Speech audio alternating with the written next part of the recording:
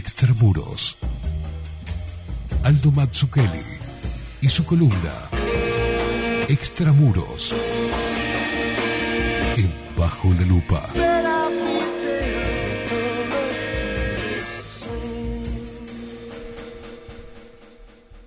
Aldo Mazzucchelli, ¿cómo le va, señor? ¿Qué tal? ¿Cómo anda? Bien. Buen Bien.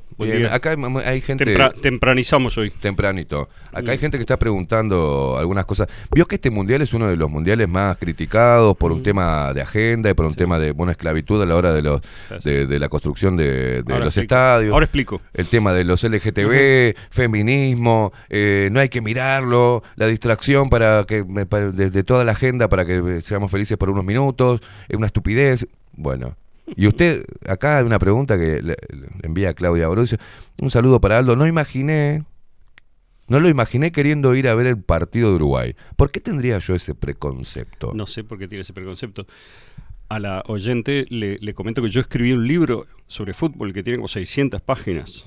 Es sobre historia, ¿no? Pero tiene que ver con el fútbol. Es la historia de el estilo del fútbol uruguayo de 1890 a 1930. Bien, Que como dato, ¿no? Tiene que ver con el país y demás. Se llama Del ferrocarril al tango. Fue publicado por Penguin, por Taurus, en 2019. Bien. Y ya tiene creo que una segunda edición ahora. Bueno, todos estamos invitados. Uno de mis mejores amigos, mis grandes amigos, Jorge, me invitó a la casa a ver el partido. Y él vive allá por la Costa de Oro, entonces por eso le pedí permiso para adelantar mi columna, que usted graciosamente concedió, y además así también liberamos a algunos oyentes que quieran mirar el partido. Claro, obviamente. Aunque mucha gente mira la columna después no en vivo, ¿no? Pero bueno. ¿Cuál es el punto? Usted estaba hablando vamos a ir directo al grano. Bueno. Usted estaba hablando del Mundial y de cómo es criticado. Sí.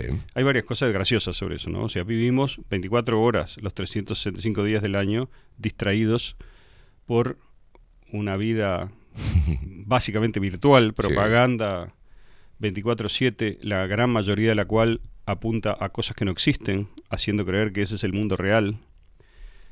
Y cuando hay un poco de mundo real, es decir, por ejemplo, el mundial es mucho más real que la propaganda que consumimos todos los días. ¿Por qué digo esto? Bueno, por ejemplo, en el mundial se enfrentan en la cancha, deje de lado toda la comercialización que hay, todo el problema de afuera de la cancha.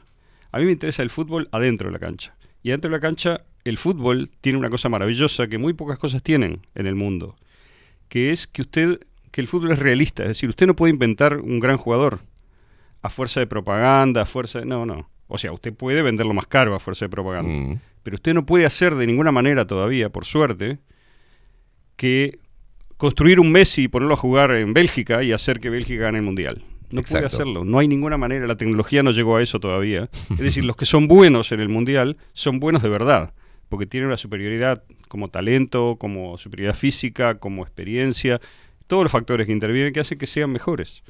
Y eso no lo pueden toquetear.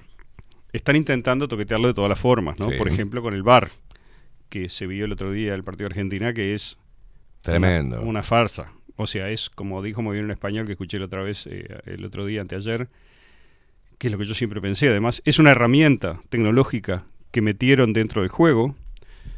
Él decía para prevaricar, es decir, para estafar en el fútbol, ¿no?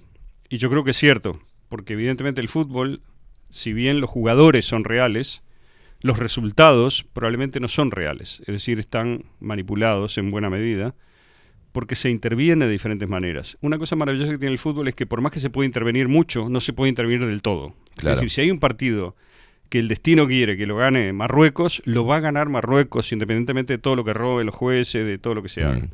Pero muchos partidos no son así.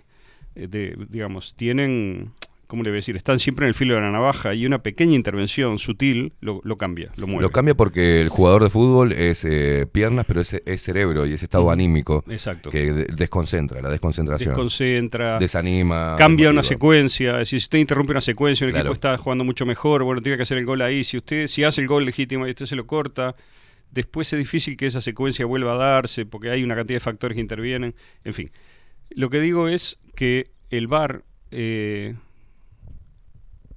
presenta, como todas estas cosas mentirosas, como una máquina perfecta. De hecho, ahora están haciendo esa idea, que ya no la habían hecho antes, ¿no? Dicen, no, el offside semiautomático le llaman. Porque hay un chip en la pelota, no sé, te meten el chucu tecnológico. La verdad es que hay unos señores en una cabina que tienen que elegir primero un cuadro en el cual van a frenar la acción para ver si fue o no fue offside, y segundo, y todos sabemos que a la velocidad, digamos, en la cantidad de cuadros que hay, uno cambiando 2, 3, 4 cuadros para atrás o para adelante puede cambiar el resultado de una jugada. Sí. La gente que entiende de fútbol sabe lo que estoy diciendo, no tengo tiempo de explicar ahora, pero el offside en particular es la jugada que se puede, digamos, toquetear mejor en esto. Y de hecho tiene una gran influencia porque hay una cantidad de jugadas decisivas de fútbol que dependen de si hubo o no hubo offside antes de la jugada. Y por otro lado también, como pasó el otro día, se puede elegir un jugador para demostrar que hay un offside cuando había otro jugador que habilitaba, que no está en la consideración, o sea que no se lo toma en cuenta. Esos son los jueces que están en el VAR, la cabina, los que lo hacen, y lo pueden hacer por intención. Yo recuerdo a Uruguay, creo que fue en la Copa América de Estados Unidos, no me acuerdo bien cuándo fue, una Copa América que lo sacaron claramente con 2 jugadas de VAR, que eran gol, y que las anularon las 2. No importa ahora, ya pasó y tal, pero es evidente que Uruguay no interesa al máximo nivel, por lo cual las chances que tiene Uruguay de ganar efectivamente una copa son 0, porque de una manera o de otra se va a hacer que si fuese a avanzar, que no sé si será el caso de este mundial, es una generación nueva la que tiene Uruguay, que para mí es un poco menos de las que tenía en los últimos mundiales, pero veremos. Bueno, el partido de Uruguay con Holanda fue cuando el holandés, no me acuerdo, el defensor, asesino, carnicero, en la jugada previa a ese golazo que se mandó de fuera del área. Sí, Van Bommel. Van Bommel. Sí. Lo mató. Sí. Le pegó un... Y a los españoles le pegó una patada en la cabeza a uno o en el pecho, no me acuerdo bien. Increíble. Siga. Bueno. No quiero perder tiempo. ¿A dónde voy? Yo estoy viendo también esto que se está diciendo y veo... O sea, que mi primer punto es, el fútbol no es menos, sino más real que mucho de lo que se vende como mundo real ahora. Esa es una idea para pensar. Por supuesto que el fútbol también es entretenimiento, también es una distracción, pero bueno, la vida está hecha de todo eso también. A mí lo que me interesa más son las cosas que son genuinas. Y alguien puede decir, pero ¿cómo vas a decir que el fútbol es genuino si está todo comercializado, todo vendido? Es verdad que está todo comercializado, todo vendido, pero también es verdad lo que yo digo, de que tiene una parte genuina contra la cual lucha todo el sistema, digamos, ¿no? O sea, está todo el sistema armado para luchar contra eso, y ahora estamos viendo de vuelta en Qatar, porque yo al final de la columna voy a decir que ahora la propaganda básicamente occidental, sobre todo inglesa y norteamericana, está usando el Mundial como una platea, porque sabe que el mundo está atento a eso, para seguir metiendo su veneno ideológico que ya no se banca más. Y sobre ese veneno es que quería hablar. Perfecto. Entonces, ¿cuál es el veneno? Justamente fue el Mundial el que me hizo pensar en hablar en esta columna de eso, porque tengo una gran amiga, Andrea, que la otra vez hizo un comentario en donde me di cuenta de que por un momento había comprado la propaganda de Qatar es un régimen asesino que mató 6.500 trabajadores. Fíjese cuál es la frase, ¿no? Qatar mató 6.500 trabajadores desde que se le concedió la Copa del Mundo. Esa es la frase. Estuve investigando un poco de dónde viene la frase. Viene de una Asociación Mundial de Trabajadores, no en realidad de ella, sino de una ONG, de una asociación sin fines de lucro, teóricamente, que preside un tipo, no importan los detalles ahora, que es a su vez un alto dirigente de esa asociación. Es un anglosajón, no sé si es inglés o norteamericano.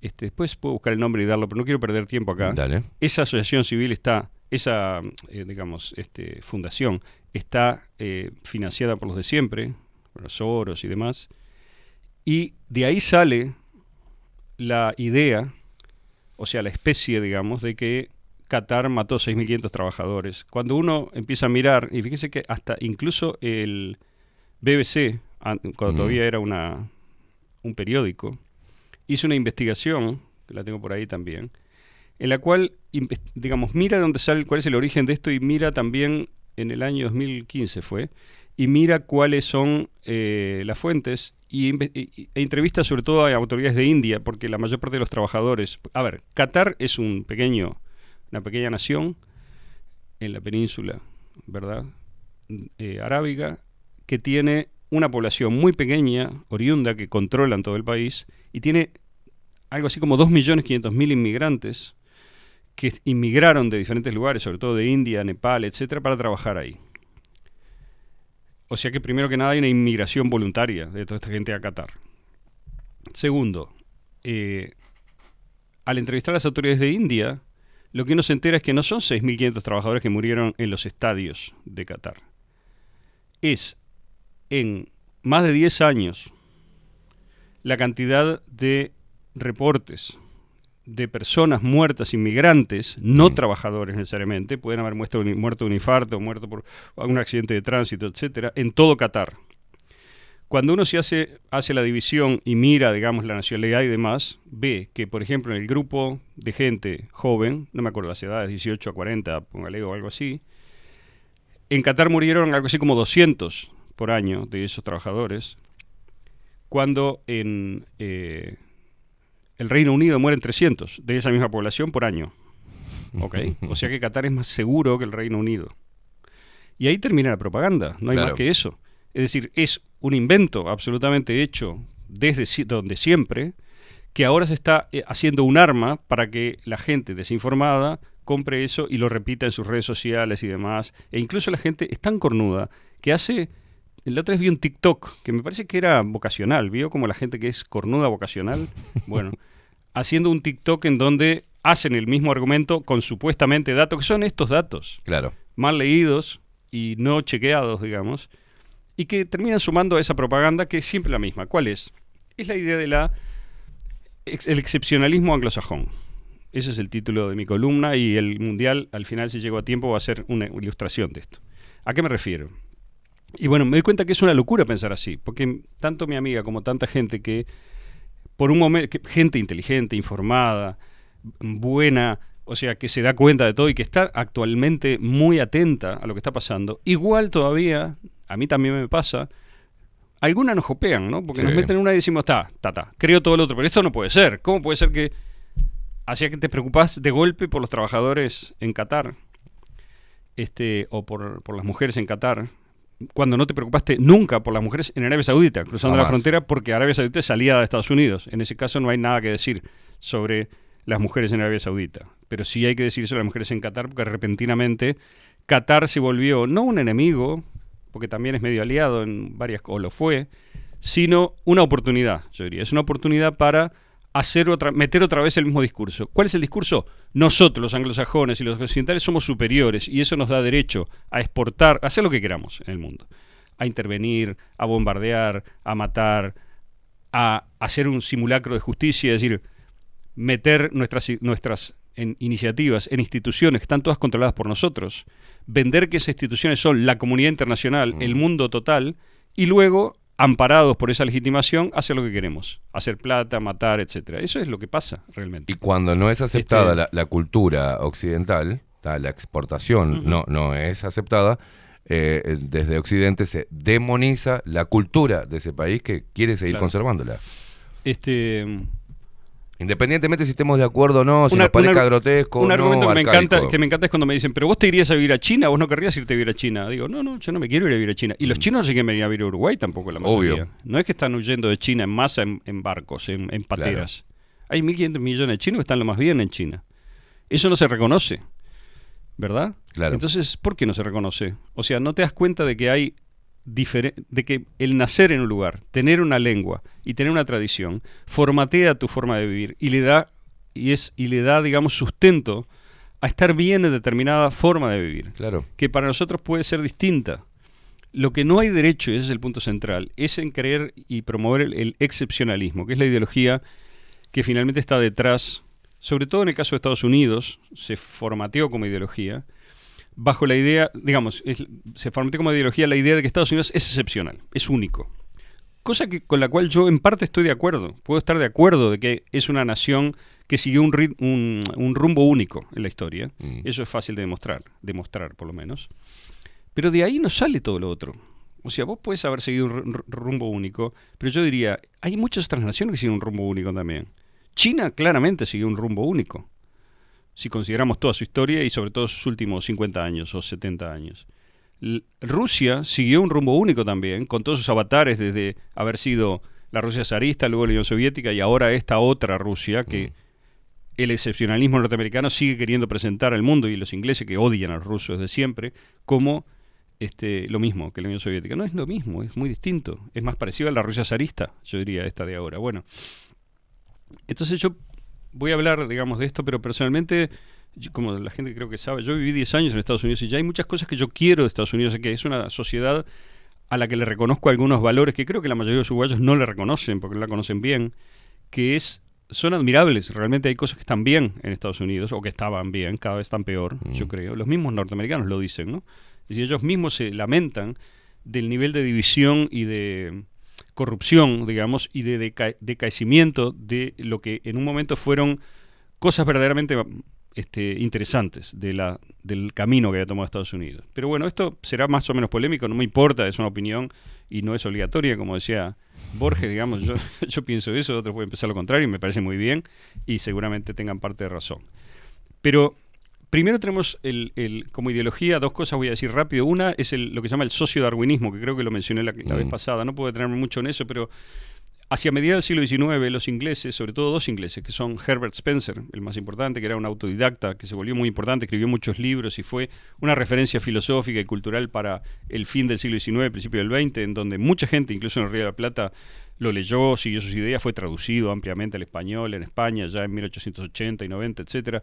Ese es por un lado, y el otro es Darwin, Charles Darwin, el famoso científico, bueno, podría llamarse biólogo, un poco antes de la época, evolucionista, etcétera.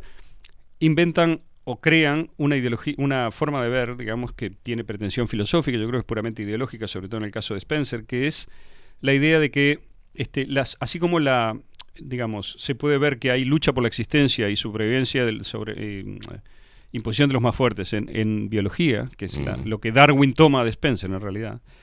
Esa es la matriz para entender las sociedades. Es decir, hay sociedades más elementales, más pegadas a la tierra, más limitadas porque están más cerca de lo que los recursos naturales les dan y menos complejizadas, digamos, por la cultura y la tecnología, que son más débiles, más frágiles respecto a otras sociedades que han logrado desarrollar herramientas, ¿verdad?, más complejas que les permiten no solamente vencer la naturaleza, sino vencer a otras sociedades. O sea que ese darwinismo, digamos, se pasa a la sociedad y es lo que se llama darwinismo social, literalmente se llama así.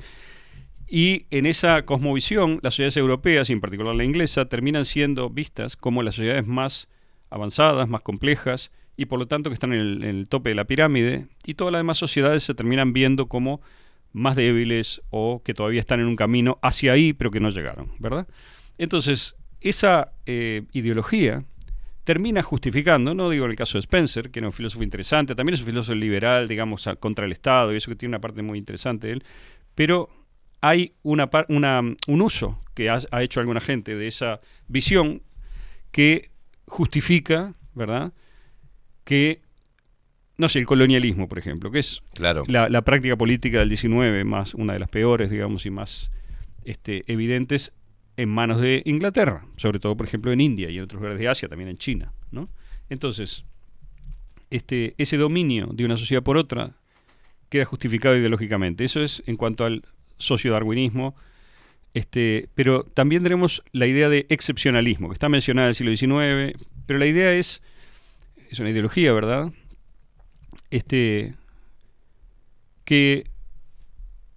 que dice básicamente que los Estados Unidos son la única sociedad de la Tierra que verdaderamente desde el siglo XVIII adoptó determinados principios únicos, que no adoptó Europa ni mucho menos otras naciones, en la extensión y con la profundidad que los habría adoptado Estados Unidos, que le dan esa excepcionalidad. Y que por lo tanto, debido a esa excepcionalidad, tiene derecho, ¿verdad?, a jugar un rol único en el mundo que nadie puede jugar. Esa es un poco la idea que está atrás de esta ideología. ¿Cuáles son esos valores? La libertad, ¿verdad?, la igualdad ante la ley, el republicanismo, la responsabilidad individual y el liberalismo económico. Esas son, digamos, los pilares de la ideología. Bueno, es evidente para cualquier observador que, así como se puede decir que es cierto que los Estados Unidos desarrollaron esos principios, también es cierto que con el tiempo cada uno de esos principios empezó a estar más y más y más erosionado. Hay quienes van a decir, siempre estuvieron erosionados. Por ejemplo, la libertad. Bueno, sí, pero ¿y la esclavitud?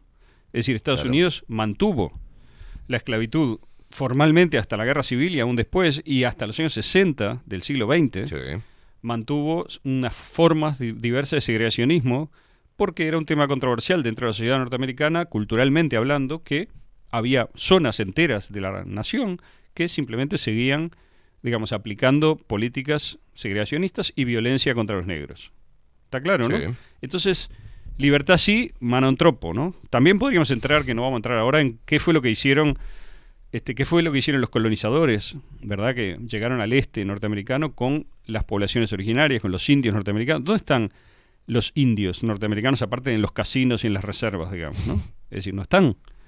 Entonces, a un remanente muy pequeño, digamos, que queda en algunos lugares, se le concedió, lo veo con mucho tiempo, digamos, determinados privilegios o una especie de formas de reparación, pero es una parte muy, muy, muy, muy pequeña de lo que vivía en Estados Unidos, fue exterminado, básicamente. Pero además, la colonización anglosajona procedió de una manera muy distinta de la española. Esto ya lo dije muchas veces, hay gente que no le gusta oírlo, pero es un hecho evidente. Los españoles promovieron la mezcla y la aplicaron de hecho, y por eso América hispánica es mestiza. Claro. Toda América hispánica. La gente que mire el Mundial y que se fije quiénes son los jugadores que juegan en los diferentes equipos, tiene una gran, ¿cómo decir? Un gran muestra, digamos, ahí de cómo fue el siglo XIX. Es fascinante. Ayer estaba viendo, o sea, ¿cuáles son los países africanos del Mundial? Mire, son Ghana, Marruecos, Senegal, Francia, ¿no? Porque Claro, todos son... la mitad de los jugadores franceses Sí. son negros de las Sí. colonias, digamos, o inmigrantes africanos que por alguna razón están en Francia, ¿verdad? No todos, evidentemente, esto Claro. es medio un chiste, pero es hasta un cierto punto un chiste. Es decir, tenemos en Inglaterra, en Francia, etcétera, en Holanda, bueno, Holanda en un momento era prácticamente todo caribeño, es decir, tenemos representantes, no todo, pero tenía representantes destacados. Tenemos representantes destacados del coloniaje, digamos, que hoy juegan en los países, en las naciones madre colonialistas, digamos, porque hay un periplo que muchas veces no tiene que ver directamente con la colonización, sino que tiene que ver con inmigración posterior en el siglo XX, está bien. Pero también los inmigrantes eligen porque tienen similitud de lenguaje, por ejemplo, y esa similitud de lenguaje viene porque los franceses, por ejemplo, colonizaron lugares en África de donde luego es más cómodo emigrar a Francia que a otros lugares, o más lógico, más directo, lo que sea. En cambio, en los países de América Latina, todo lo que vemos son selecciones que son mestizas. Tienen blancos, negros y todo lo que hay entre medio. Con un componente indio también, digamos, claramente representado. Entonces, toda esa mezcla, hasta México inclusive, es un recuerdo de cómo fue que se procedió, ¿no? Es decir, cuáles eran las filosofías que estaban atrás de... Y hay una filosofía de racismo atrás de la, forma de aplicación, ¿verdad? O forma de colonización que siguieron los países anglosajones, sobre todo, que tiene que ver con cuestiones ideológicas que van más allá de la raza, no se representaban tanto como raza solamente, sino también religiosas, ¿verdad? Como principios religiosos y también como formas de vivir que no se querían perder y que se defendían muy celosamente, ¿no? Entonces, decía, pero no me puedo detener en eso, que todos los principios estos, la libertad es un ejemplo, la igualdad ante la ley, bueno, ahora hay un intento que yo creo que es exagerado y también racista, como en Black Lives Matter y demás, de hacer una especie de mea culpa y una compensación al revés que termina siendo racista también y termina perjudicando ahora, digamos, no a los blancos, sino a los blancos pobres que no están en Nueva York, ni en Washington, ni en Boston, que no forman parte de la academia, ni del gobierno. A esos son los blancos, digamos, la gente que no forma parte de las grandes compañías, que no tiene plata. Esos blancos están jodidos ahora, o sea que no son iguales ante la ley. Los hombres no son iguales ante la ley, que las mujeres en Estados Unidos tampoco. Bueno, entonces la igualdad ante la ley, debido a esa ideología de la compensación, está sufriendo. La responsabilidad individual, en la medida en que la educación ha decaído en todos lados, también ha bajado, y en la medida en que a la gente se le miente y se le vende propaganda continuamente y no se la educa para que sea capaz de mirar, leer y distinguir, también ha sufrido. El republicanismo, bueno, me siento a reírme, ¿no? O sea, digamos, los controles desaparecieron en Estados Unidos prácticamente todos, menos quizá que en otros lugares, pero desaparecieron mucho con respecto a lo que eran. La justicia está, por un lado, muy politizada, para decirlo de una manera suave, en Estados Unidos, cobra el grito, cobra según el peso que tienen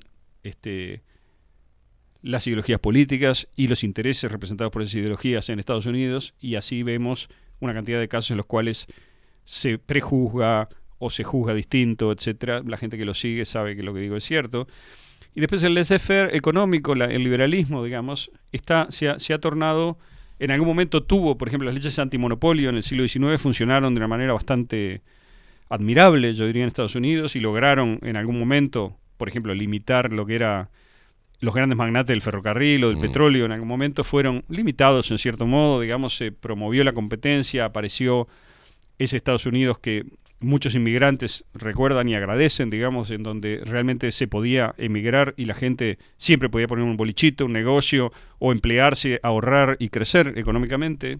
Y eso fue verdad durante mucho tiempo. Puede ser incluso cierto ahora en algunas áreas, porque esa sería la única explicación de que siga emigrando tanta gente a Estados Unidos. Evidentemente hay algo que todavía funciona en eso, pero esas leyes antimonopolio, la protección del emprendimiento, etcétera, ahora funcionan mucho peor, y de hecho lo que hay es una gran concentración en pocas manos, después de, además de que en los años 90 se hizo algo así como traslado de toda la industria, de toda la base industrial norteamericana hacia afuera de Estados Unidos, sobre todo a China y al sudeste asiático. Eso generó toda una crisis, ¿verdad?, en el trabajo en Estados Unidos, y al mismo tiempo hay una inmigración permitida y promovida, sobre todo por el Partido Demócrata, que permite que haya una mano de obra muy barata, medio fuera de la ley, pero que al mismo tiempo muchas veces bajo la ideología de no limitar el voto, ¿verdad?, bajo la ideología de que las comunidades más pobres o más radiadas tienen menos posibilidad de votar, cosa que no está demostrada en ninguna parte. El Partido Demócrata lo que está haciendo es abriendo la frontera para ganar votantes, también en la medida en que pueda, digamos, en las elecciones. Eso lo hace al mismo tiempo que está perdiendo su base electoral fundamental de hispanos y negros, que están pasándose al otro lado porque ven que las cosas no van bien. Bueno, no, lo que está pasando cuando vos has dicho más de una vez, no solamente de China, sino de Estados Unidos, que miren que los estadounidenses no están conformes con lo que está pasando, se están levantando, pero porque por esto que decís, si los pilares que ponían a Estados Unidos, en esos grandes pilares que quería exportar, y que de hecho lo hizo, lo está destruyendo el mismo Estados Unidos, es obvio que va a haber una resistencia. Sí. Bueno, además está toda la cuestión económica que no podemos entrar ahora, que es una espada de Damocles gigante. Hay quienes piensan que el dólar va a resistir y que Estados Unidos se va a levantar también de esta amenaza, digamos, ¿no? La amenaza, me refiero a que hay una crisis económica, por un lado ya existente, que se representa como inflación, como aumento de precios de combustibles, provocada por Estados Unidos. No puedo entrar en esto ahora, no me quiero desviar. Y por otro lado, una emisión descontrolada, que está reconocida por todos los economistas, digamos, y que es un hecho, que llama mucho la atención. Es decir, uno piensa, o las élites se volvieron locas, o lo están haciendo a propósito para robar todo lo que pueden antes de que explote todo. Claro. Y que ellos salgan del otro lado de la explosión más ricos de lo que entraron, por decir así. O más ricos, digamos, que los demás. Bueno, entonces el excepcionalismo tiene que ver con tiene ese sustrato ideológico. Y es una idea muy loca, porque mezcla una cosa abstracta con una concreta. Ahora voy a explicar, pero déjeme citar a un editorialista del New York Times, insospechado, estoy seguro para usted y para la audiencia, que es Vladimir Putin. Vladimir Putin. 11 de septiembre del 2013, fíjese qué fecha, ¿no? Vladimir Putin firmó una editorial del New York Times, o sea, se lo invitó a escribir una pieza y la mandó.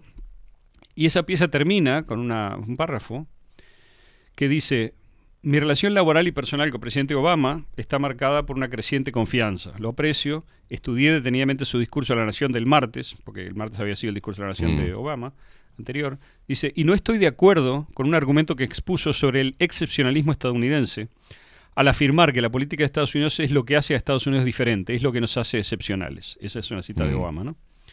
Y dice Putin, es extremadamente peligroso animar a la gente a considerarse excepcional, sea cual sea la motivación. Claro.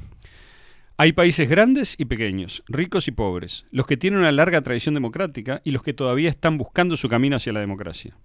Sus políticas también son diferentes. Todos somos diferentes. Pero cuando pedimos las bendiciones del Señor, no debemos olvidar que Dios nos creó iguales. Eso decía Putin. Y yo creo que el concepto de Putin allá en 2013 es correcto. Y que la base de todo el premio ideológico que vemos, ¿no? Es que vemos ahora, por ejemplo, con lo del estadio, con esto de Qatar y demás, es cómo los Estados Unidos son muy buenos para vender que las diferencias entre su sociedad y las demás que para mí, yo insisto, fueron reales en el pasado y hoy no son tanto, podrían, pero nunca justificaron, ¿verdad?, cualquier forma de exportación de ideología y mucho menos de superioridad moral. Esta es la raíz del mal y la violencia internacional, de la cual Estados Unidos es responsable. Inglaterra también, de otra manera, más ideológica que militar, porque Inglaterra no tiene fuerza militar. Estados Unidos se convirtió... Yo diría que Inglaterra sigue siendo el ideólogo de Occidente y Estados Unidos es el matón de Inglaterra, ¿no? Entonces, y la idea, digamos, de Estados Unidos de que tiene derecho a exportar cualquier cosa parte de una ignorancia fundamental sobre cómo se organizan las sociedades. Es evidente que los norteamericanos saben esto, su élite lo conoce, claro, pero lo usa igual. Porque la idea misma de exportar la democracia es una idiotez infinita, digamos. Dígame, muéstreme dónde funcionó la exportación de la democracia. ¿En qué lugar y cuándo la democracia fue exportada, fue implantada en un lugar y funcionó? Yo no conozco ningún ejemplo, no sé si alguien conoce un ejemplo. Porque, digamos, todo parte de esto de una materialización, de una objetualización de algo que es abstracto, se lo pasa a concreto. Es como si se creyera que la democracia es una caja, digamos, llena de repuesto de auto. Yo puedo exportar una caja llena de repuesto de auto. No puedo exportar la democracia, porque la democracia no son repuestos de auto. Digamos, las sociedades se organizan en base a una miríada infinita de relaciones abstractas que son orgánicas, se crean por dentro de esa sociedad y por lo tanto no solamente no se pueden exportar, sino que ni siquiera se pueden pensar, nadie sabe cuáles son verdaderamente, se pueden pensar cuáles son principios generales, digamos, pero no se puede tener la soberbia de creer que uno conoce cómo se organiza una sociedad, cómo se crea una tradición cultural, cómo se obtienen los resultados que las sociedades, cuando un observador las mira, ve que han obtenido, sea en materia de democracia, sea en materia de economía, sea en materia de leyes, o sea en materia de lo que sea, de poesía, de música, de cultura en general. Creer que uno sabe cómo se llegó a eso es un acto de soberbia y un poco de idiotez también, porque yo creo que ninguna persona inteligente puede decir que sabe cómo se llegó a eso. Ahora, si usted no sabe cómo llegó a algo, ¿cómo va a hacer para exportarlo? ¿Me explico? O sea, es como decir, como una vez vi la metáfora que me gustó, uno puede, o la inventé, no me acuerdo, uno puede, digamos, entender cómo funciona la democracia parlamentaria británica, o cómo funcionaba cuando funcionaba bien, si es que alguna vez lo hizo. Pero uno no puede exportar la democracia británica, uno puede exportar el parlamento británico, puede exportar toda la madera del parlamento británico y rehacerlo en Uruguay, pero no puede exportar la democracia británica a Uruguay, igual que no puede exportar la democracia uruguaya a Argentina. Sí, lo que ni pasa a ningún lado. Pero es como lo recibe el ser humano. Vemos cómo adopta desde lo más mínimo, que parece que no es peligroso, pero es parte de... Sí. Acá, no sé, Halloween, vemos como hace 40 grados de calor y le hacemos un Papá Noel con nieve. Pero mire, yo vi Halloween en Estados Unidos y lo vi acá, no tiene nada que ver. Allá es orgánico, es verdad. Acá es un invento que están imponiendo los colegios ingleses y alguna otra gente por cholulismo intelectual y porque está de moda. Y cuando cambie la moda y mande otra moda, será otra fiesta. O sea, es tan superficial. En fin, yo creo que la raíz de todo esto está en que hay gente en Estados Unidos que verdaderamente se considera moralmente superior a los demás. Sí, Ese claro, es el fondo, evidente. es el fondo del asunto y es un fondo que tiene una raíz histórica y que en Europa también existe, pero en Estados Unidos es particularmente agudo porque Estados Unidos desde su origen es un grupo de creyentes, de protestantes, holandeses e ingleses que se fueron de Europa porque consideraban que el gobierno no les permitía desarrollar su fe como ellos la consideraban. Llegaron a las costas de América en el Mayflower en 1620 y a los 5 minutos se habían peleado entre sí porque consideraban que la otra facción no los dejaba practicar su religión como querían y se mudaron de Boston a Providence y fundaron a Newport y Providence, a Providence primero, después fundaron Newport, después se siguieron moviendo por la costa, crearon una cantidad de colonias que fracasaron, que se las comieron los indios, que hicieron, digamos, las prendieron fuego, lo que sea. Es decir, están marcados siempre por lo que se llama zealot en inglés, un fanatismo, ¿verdad? O sea, son fanáticos. Y hay una raíz fanática en Estados Unidos que era religiosa en aquella época y que se volvió antirreligiosa ahora. Pero es lo mismo.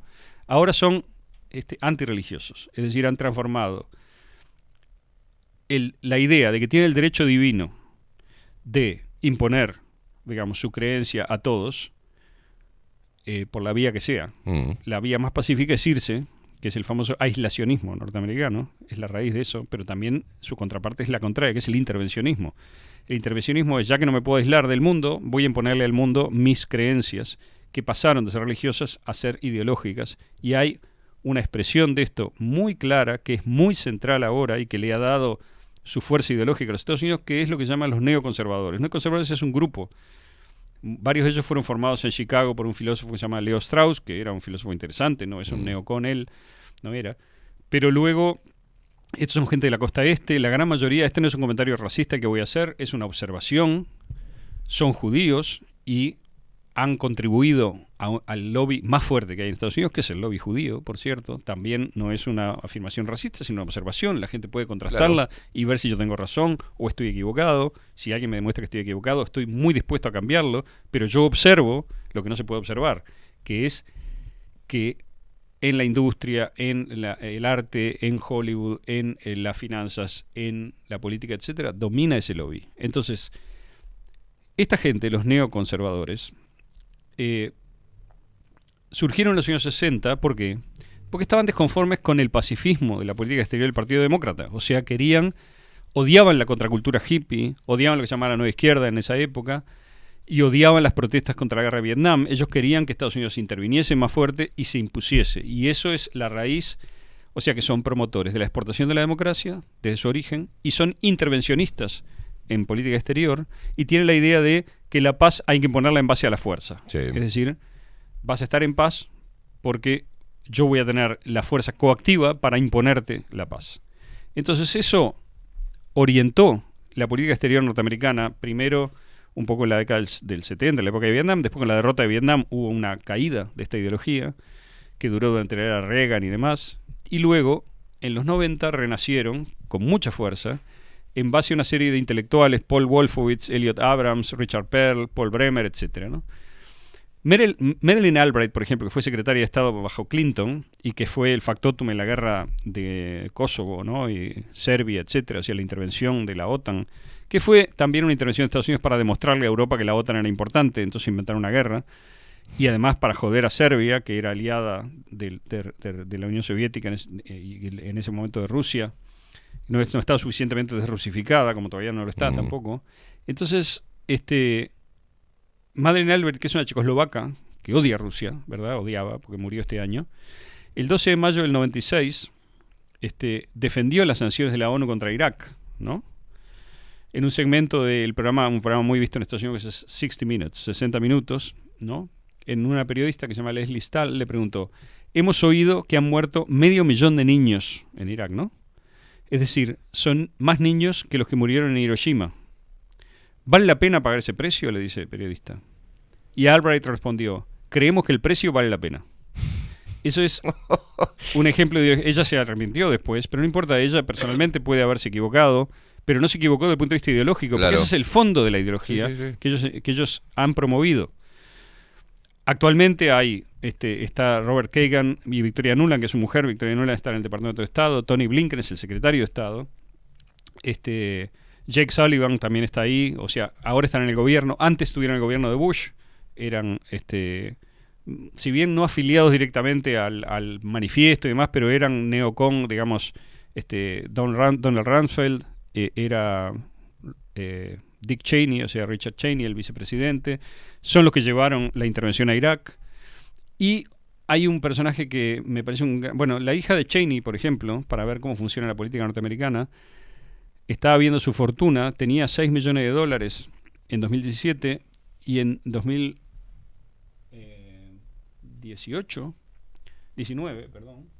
tenía $15 millones. Todo en base a inversiones que hizo, sin tener ninguna información de adentro, ¿no? Desde luego. Es diputada, ¿no? Liz Cheney, ¿no? Paul Bremer es un ejemplo de cómo actúa un neocon, digamos, y esta ideología, ¿no? Pero Paul Bremer es un personaje increíble. Se le dio el gobierno de intervención de Irak, o sea, lo que se llamaba la Coalition Provisional Authority, la autoridad provisional de la coalición. Invadieron Irak, lo bombardearon, limpiaron Bagdad y se instalaron. Y entre mayo de 2003 y junio de 2004, Paul Bremer fue el interventor general, digamos, el dueño, el jefe de Irak. La actuación de Bremer fue espectacular. Mire las cosas que hizo. Y Las menciono no solo porque son disparates uno atrás de otro, sino porque muestran el tipo de locura ideológica de esta gente, ¿no? Lo primero que hizo, lo segundo, porque fue su segundo orden ejecutiva, desbandó el ejército iraquí. Es decir, ¿qué quiere decir eso? Hizo que 400.000 personas jóvenes armadas se quedaran sin laburo de un día para otro, el 23 de mayo del 2003. O sea, el ejército iraquí, ¿usted se imagina esto? No, o sea, no. hacían manifestaciones en la calle diciendo, me dejaste sin laburo, tengo que darle a comer a mi mujer. Obviamente, digamos, una gran parte de este ejército se volvió contrainsurgencia. Claro. ¿O qué le parece que van a hacer? Digamos, estaba regalado. O sea que o lo hizo a propósito o no entiende ni dónde está parado, ¿no? Bueno, segundo, echó a miles de maestros de escuela y sacó al oficial del partido de gobierno, del BAT, del gobierno, con lo cual generó un caos impresionante. Todo por razones ideológicas, como diciendo, así voy a descabezar, digamos, Claro. la ideología oficial iraquí. Fenómeno, lo que hiciste fue destruir el país. No, descabezaste la ideología oficial, destruiste el país porque no hay nada para poner en lugar de. No sé si me explico. Sí, sí, sí. O sea, un maestro no se improvisa de un día para otro, ¿no? Además, por supuesto, es un corrupto, ¿no? El 30 de enero del 2005 hubo un informe oficial del Inspector General Especial para la Reconstrucción de Irak, ¿no? En donde decía que 9.000 palos que se mandaron para la reconstrucción de Irak podrían haber desaparecido en fraudes, corrupción y otros comportamientos indebidos. Por ejemplo, agarraron un registro salarial concreto, ¿no? Tenía 8.206 nombres. Y dijeron, bueno, esta es la gente a la que le pagamos en Irak. ¿Vamos a verificar los nombres? Dale. ¿Cuántos nombres pudieron verificar? 602. O sea, de 8.206, 602 eran de verdad. El resto era misterio. Bueno, y Bremer, para defenderse, hay más cosas, ¿no? Escribió un informe de 8 páginas. Ah, bien, bien. O sea que no labura tampoco. No labura. Después, le dio inmunidad a los contractors antes de irse, porque finalmente lo sacaron a patada, ¿no? Hasta los norteamericanos se dieron cuenta que Claro. era un charlatán. 2 días antes de irse de Irak, firmó la Orden 17 de la Autoridad Provisional de la Coalición que otorgaba a todas las personas relacionadas con la reconstrucción de Irak y el gobierno estadounidense inmunidad frente a la ley iraquí. Quiere decir, los hizo impunes, Claro. podían hacer lo que querían. Esto generó que evidentemente hay una catarata de denuncias de violación de derechos humanos, violaciones de todo tipo, robos, violencia directa contra los civiles, lo que usted quiera, de los contractors, que son parte fundamental de toda esta ideología, digamos, del modo en el cual exporta ideología de Estados Unidos, ¿no? Después, evidentemente parte de la intervención en Irak tuvo que ver con el petróleo, ¿verdad?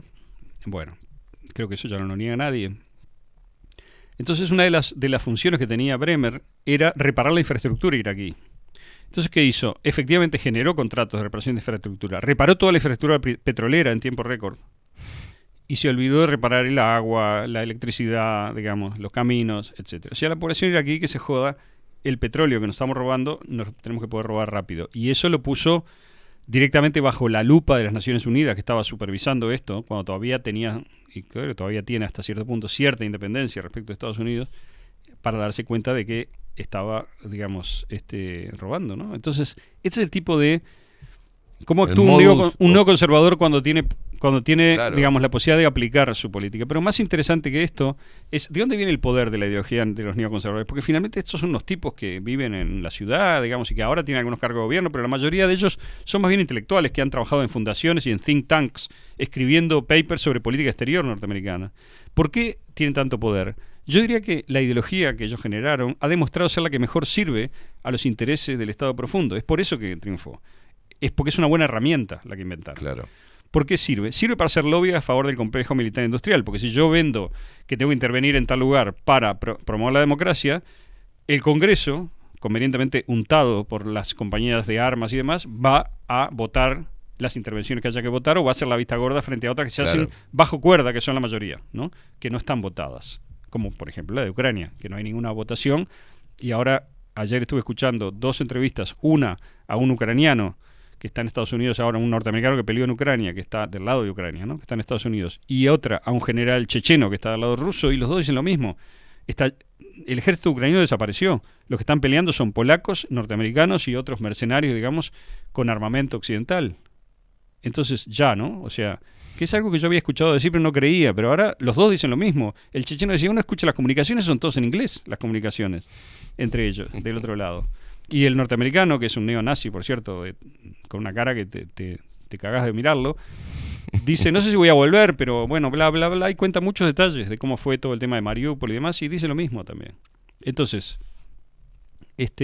sirve de lobby al complejo militar industrial, sirve para que los políticos hagan dinero con esa maquinaria, ¿no? Porque, lo que ya acabo de decir, ¿sí? Porque hay todo un lobby que gira en Washington que hace que tanto los fabricantes de armas como las empresas de energía, como los contractors que trabajan en la destrucción y la reconstrucción, como, es decir, como paramilitares o como mercenarios o como compañías de élite, digamos, de soldados. Los rusos también tienen, ¿no? La Wagner, los norteamericanos tienen mucho de esto. Contratan, digamos, a profesionales de la guerra para que vayan a intervenir, como ahora está pasando en Ucrania. Esa gente hace lobby para que salga plata del contribuyente a pagarles a ellos.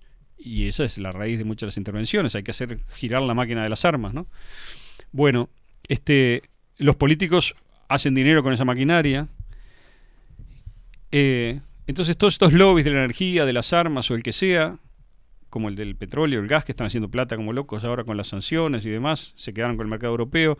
Todo esto genera plata y esa plata genera votos y genera un circuito de plata en donde una parte de esa plata vuelve al partido que sea, el de republicano, el demócrata, que esté en el poder en el momento y que se benefician los que están ocupando esos cargos. Con lo cual, tenemos que esa ideología, que grosso modo todo el mundo la conoce, tiene que mantenerse en el poder para poder seguir hacer girando esta maquinaria. Yo no sé si ahora están en los últimos giros de la maquinaria buscando, como dije, bueno, ahora ya vamos a robar todo lo que podamos, de una manera ya descontrolada, sin control ninguno. Aquello del republicanismo norteamericano está muy en baja, digamos, han mandado $100.000 millones a Ucrania, de los cuales no sé cuántos habrán llegado a Ucrania y cuántos habrán ido a los fines que teóricamente se los destinó, que son muy vagos también, apoyo a Ucrania, porque ya ni siquiera hay como, digamos, el esfuerzo, ¿no?, de escribir largos trabajos de a dónde va a ir la plata, presupuestos y demás. Y esto ha sido denunciado por un par de senadores republicanos, que son los únicos, digamos, que no están aparentemente en el esquema o que se mantienen afuera, pero la mayoría de los políticos están adentro, con lo cual no van a denunciarlo, sino que se van a beneficiar de eso. Bueno. Y esto nos lleva a otro punto, que es de eludir el control de las Naciones Unidas, que es la idea del orden basado en reglas, que es parte de esta lógica, ¿no? Ese orden basado en reglas, hay un diplomático, Gerard Araud, ¿no?, francés, que fue el representante permanente de Francia ante las Naciones Unidas durante mucho tiempo, en la época de Obama y demás, y que estaba interviniendo en un Zoom que vi ayer o anteayer, y dice cosas así, dice, cuando los americanos básicamente quieren hacer lo que se les antoja, incluyendo cosas que están en contra de la ley internacional, y quieren hacer las cosas como ellos las definen, simplemente las hacen. Y esa es la visión que el mundo tiene de este orden basado en reglas, como le llaman ellos. No son orden basado en reglas abstractas o en reglas independientes o en reglas, equidistantes de todos los países. Son las reglas que pone Estados Unidos. Y le llama el orden basado en reglas, pero es el orden de Occidente, dice Araud, es francés, ¿no? Dice, y por eso el resto del mundo cada vez más, y ya a esta altura totalmente, lo ve como lo que es decir, como hipocresía y como imposición. Eso es lo que no me canso de repetir desde febrero, es la base de lo que está erosionando la posición de Estados Unidos respecto de Ucrania. Es que en Ucrania es tan evidente lo que pasó para la gente que entiende y mira, no para la gente que lee El País, sino para la gente que mira lo que pasó, que en el resto del mundo la posición de Estados Unidos está muy debilitada porque no tiene legitimidad, porque todo el mundo sabe lo que pasó, que Estados Unidos provocó el ingreso de Rusia para obtener determinadas ventajas, que llegó a dinamitar el gasoducto de Alemania, su aliado supuestamente principal, con el fin de quedarse con el mercado de gas de Europa. Entonces, son cosas demasiado gruesas que nadie ignora entre la gente que está. Y este diplomático lo dice. Es un diplomático senior, hay una foto de él con Obama charlando en la Casa Blanca. Es un tipo que estuvo en el nivel 1 durante 15 años. Y el tipo te dice, por eso en el mundo nos acusan de doble estándar y de hipocresía. Lo dice en el Zoom ese, ¿no? Y dice que, bueno, Estados Unidos está intentando dividir a Asia, cosa que es evidente. Ahora se movió a Asia, creó una organización trucha de esta que crea, en la cual el precepto es, o estás conmigo y te doy determinadas ventajas económicas y comerciales, o estás con China y con Rusia, en cuyo caso te voy a atacar y te voy a aislar. O sea, es lo mismo de siempre, dividir para reinar, dividir para hacer que haya un conflicto del cual puedan sacar ventaja económica, ¿no? O de poder. Y dice, Asia no quiere ser convertida en la Europa de la Guerra Fría. Entonces, dice, tenemos que intentar ver el mundo desde el punto de vista de Beijing, ponernos en el zapato del otro, por decir así. Tratar de bajarnos de nuestra superioridad moral y entender que otros tienen sus propios intereses.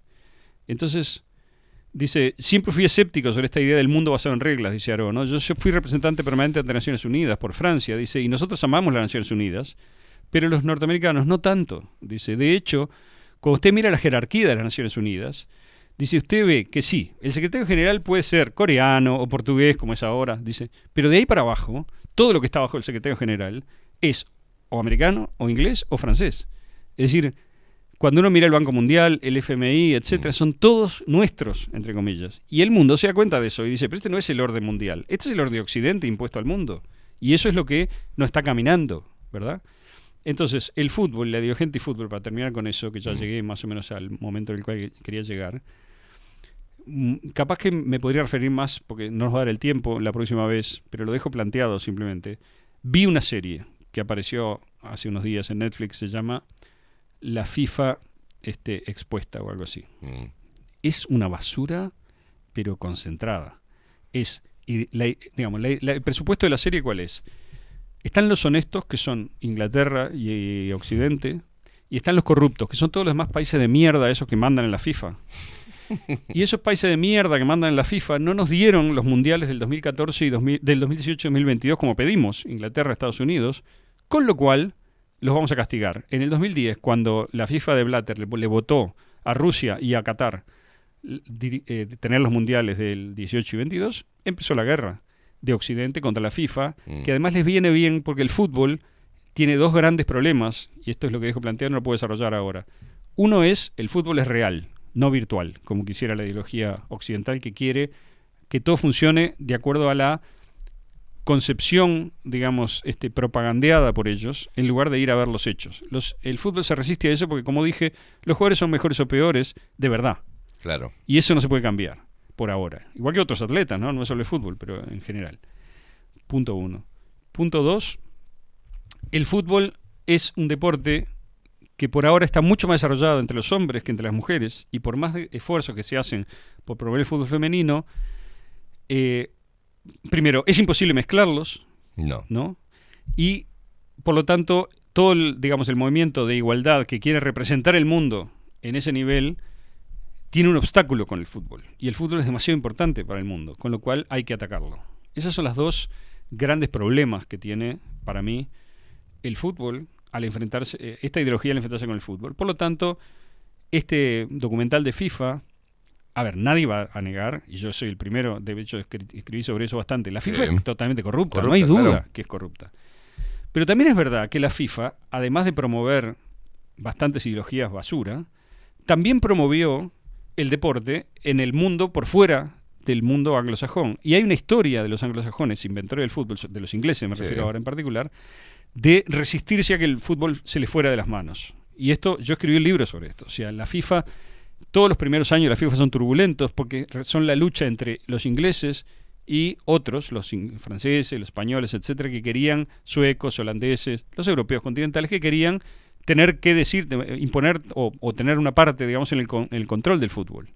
Entonces los ingleses primero se resistieron, primero controlaron la FIFA por dentro, después cuando no la pudieron controlar, empezaron a resistirse, y desde 1920, cuando perdieron la final olímpica con los belgas, se dieron cuenta tarde, después de la Primera Guerra, de que el fútbol se estaba volviendo un monstruo incontrolable en materia de imagen, de opinión pública. Es decir, el fútbol era un deporte que la gente empezó a amar de una manera masiva, los estadios estaban llenos fuera de Inglaterra, y la gente empezó a ver el fútbol como una especie de correlato de las identidades nacionales. Y Uruguay es fundamental en eso, porque Uruguay dio el batacazo en el 24 y el 28, dio a conocer el país en el mundo y a América Latina en buena medida también, y generó, y esto es lo maravilloso del fútbol uruguayo de esa época, un fútbol arte que era admirado por todos. Los ingleses no podían jugar tan bien como los rioplatenses, uruguayos y argentinos, que jugaban igual de bien. Y esto generó un conflicto de identidad tan grave, digamos, de imagen para los ingleses, que los ingleses se fueron de la FIFA. Y los ingleses se resistieron a la FIFA y se resistieron al Mundial del 30 y armaron una campaña en contra del Mundial del 30 y dijeron que Uruguay era una dictadura y trataron de llegaron a publicar una revista de fútbol alemana, digamos, una cantidad de mentiras acerca del Uruguay para impedir que los europeos concurrieran. Es decir, para ellos se les iba de las manos el fútbol si países de mierda como Uruguay empezaban a ser importantes en la organización del fútbol mundial, siendo que Uruguay tenía al vicepresidente de FIFA en ese momento, Enrique Eduardo Buero, ¿verdad? Entonces, dice Charles Sutcliffe, que era el presidente de la FA, de lo que es la AUF inglesa, Sí. digamos, la Football Association, declaró: a mí no me interesa ninguna mejora en la calidad del juego en Francia, Bélgica, Austria o Alemania. La FIFA no me gusta. Una organización en donde asociaciones futbolísticas como la de Uruguay, Paraguay, Brasil y Egipto, Bohemia y Panrusia son pares de Inglaterra, Escocia, Gales e Irlanda, me parece un modo de agrandar a los enanos. Eso declaró Sutcliffe en 1930, creo, 32 por ahí.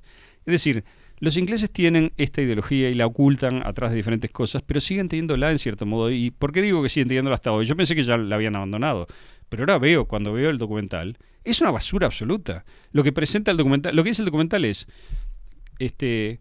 bueno, lo que dice básicamente es: nos vamos a vengar de la FIFA porque no nos sacaron el lucro y la propaganda que hubiéramos ganado si en el 18 y 22 hubiéramos organizado los mundiales como queríamos. Por lo tanto, metemos una cantidad, digamos, compraron y consiguieron, digamos, por extorsión a uno de los miembros del comité ejecutivo de la FIFA, lo hicieron cantar lo que ellos quisieron, y con esa cantilena de que era norteamericano, por cierto, un gordo que se murió hace un año o algo así, bueno, en el 2017, fueron en Ginebra, digamos, metieron preso a buena parte del comité ejecutivo, nadie sabe por qué dejaron a Blatter libre, habrá arreglado, y la justicia de Nueva York, que yo sepa no tiene nada que ver ni con la FIFA ni con el fútbol, encontró una triquiñuela legal por la cual hacer una operación de propaganda en el mundo y meter preso a la gente de FIFA. Y supuestamente limpiar la corrupción de FIFA, que no cambió un milímetro. Infantino agarró, la máquina estaba en su lugar, Infantino agarró. Pero luego, fíjese cómo la película se pisa el palito al final, muestran que el Mundial 2026 fue concedido a Estados Unidos, Canadá y México, ¿no? Por Infantino. Y entonces aparece un hijo de puta que se llama Cohn, que es el periodista que escribió el libro, que es la base del documental que es el periodista más feo del mundo, un tipo desagradable que habla todo el tiempo en la película, y dice: hasta donde sabemos, dice Cohn, que es un inglés, la corrupción institucionalizada de la FIFA ha sido exorcizada. Entonces muestran a Blatter yendo a Moscú, nadie sabe por qué está mal que Blatter vaya a Moscú, y luego muestran a Qatar como un régimen, digamos, dictatorial, y muestran a Rusia, que no muestran ningún estadio ni nada, porque no pueden, porque Rusia fue maravilloso el Mundial 2018, claro. Y no hay una sola acusación de corrupción que se pueda hacer con Rusia, con lo cual no hay ninguna en la película. Entonces, ¿qué hacen con Rusia? Muestran a Putin y dicen: esto es igual que cuando Hitler organizó los Juegos Olímpicos. O sea, de golpe Putin es Hitler para los desapercibidos televidentes de la serie. Nadie sabe por qué, ¿no? Claro. Salvo porque si creemos toda la propaganda inglesa y norteamericana sobre Rusia. Pero si no creemos eso, o si no la compramos entera, o si no compramos la mayoría, que yo no la compro, no sé por qué tiene que ver el Mundial ¿qué tiene que ver el Mundial? Toda la gente que conozco fue a Rusia volvió maravillada. El Mundial de Rusia fue limpio, grosso modo. Digamos, no recuerdo acusaciones serias que se hayan hecho sobre nada, ni sobre los estadios, ni sobre los arbitrajes, ni sobre nada. Y ahora en el 22 están largándose con todo porque Qatar tiene más flancos, entonces el documental muestra, digamos, o inventa todo esto de los estadios, que además lo atribuyen, como yo dije, dice: una organización independiente dijo que habían muerto 6.500 trabajadores. No, también como la gente compra es hipócrita, ¿no? Ajá. Nos tenemos que ir, Aldo. Sí, ¿no? Nos vamos. Y Cohn termina, y ya termino diciendo, esta declaración me interesa, dice, porque para mí revela lo otro, dice: pero de hecho pienso que lo que tenemos ahora como gran preocupación respecto de FIFA, dice, si exorcizamos la corrupción, suponete, ¿no? Loretta Lynch y Comer en Nueva York exorcizaron la corrupción. Pero, dice, el problema está un nivel por encima de eso, dice Cohn. Dice, sobre el lugar del fútbol, el problema es el lugar del fútbol en un mundo difícil y dividido. ¿Cómo diciendo? Políticamente el fútbol tiene que jugar para nosotros. Si juega para los otros, para los chinos, los rusos, los cataríes, los sauditas, estamos perdiendo una gran tribuna para propagar esta ideología supremacista occidental, que finalmente es lo que es, racista, que es lo que es, y violenta. Entonces, ¿cómo quiere que le diga? Digamos, yo veo eso. Ahora, no sé si alguien ve el documental y creo y ve otra cosa, que me lo cuente y me explique qué es lo que ve. Yo lo que veo es una venganza de Estados Unidos e Inglaterra porque perdieron los mundiales y descabezaron la FIFA como venganza, y ahora se quieren presentar a sí mismos como los puros, digamos, que vencieron la corrupción, y hacerle comprar a la gente otra vez más que Occidente es el exportador de las virtudes y el resto del mundo no sabe lo que hace. Bueno, el resto del mundo es el 85% del mundo, ¿no? El mundo occidental es el 15%. Termino con eso nada más. Después podemos seguir hablando de otras cosas. Seguimos hablando y la gente, el llamado a las personas antes de replicar, me imagino lo que va a ser el mundial donde pueda dominar la cultura occidental, ¿no? Cargada de ideología justo en el 2026, 4 años. Vamos a ver dónde está en 2030. ese momento. No sé dónde estará Estados Unidos en el 2026. ¿Dónde va a estar? Pero imagínate, todas las consignas van a estar en ese mundial. LGTB, feminismo, todo, ¿no? Cambio climático, la bandera por el mundo, calentamiento global, todo demás. Cosa que no hizo Qatar ahora y no se lo van a perdonar nunca. Obvio. ¿Ah? Pero le voy a mandar un mensaje, simplemente eso a los que están poniendo en las redes sociales, que más allá de si murieron o no, estadios que se construyeron con mano de obra esclavizada. Bueno, yo le digo a eso, varios de esos que no fueron, que dijeron, iba a ir a Qatar y no fui, pero escúchame. Pero que compren propaganda, que la no, compran. Bueno, pero ¿La que creen? Esos son los mismos que se sacan la foto en las pirámides egipcias. Claro. ¿No? Señoras y señores, o en el Museo Británico. O en el ¿no? Museo Británico. Señoras y señores, 36 minutos pasan de las 9 de la mañana. Rajen todo el mundo. Muchísimas gracias. Hoy programa corto. Nos vemos mañana a partir de las 7 de la mañana. Aldo Mazzucchelli pasó con su columna Extramuros a disfrutar del fútbol de la forma que quieras. En realidad, a disfrutar de lo que te guste. Punto. Chau. Nadie puede decir que sos mala gente por mirar un partido de fútbol. Nos vemos mañana. Rodrigo Quincón, raje también usted. Chau. La verdad, ya no me escondo. Me voy corriendo. Y no voy a renunciar. Quiero ir a fondo. Los que apuestan al terror están bajo la lupa. No nos pueden engañar, pero nos preocupa. No hay nada más absurdo que seguir en la trampa. Si sé que me hace libre preguntar.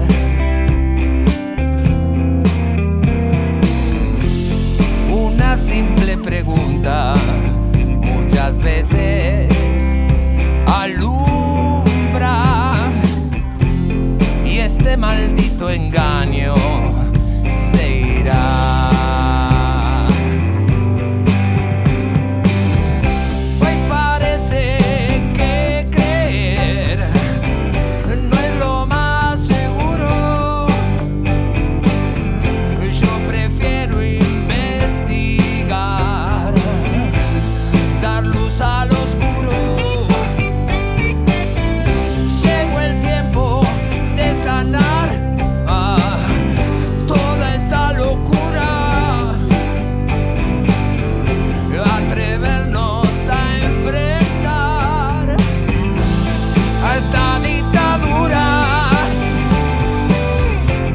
No hay nada más absurdo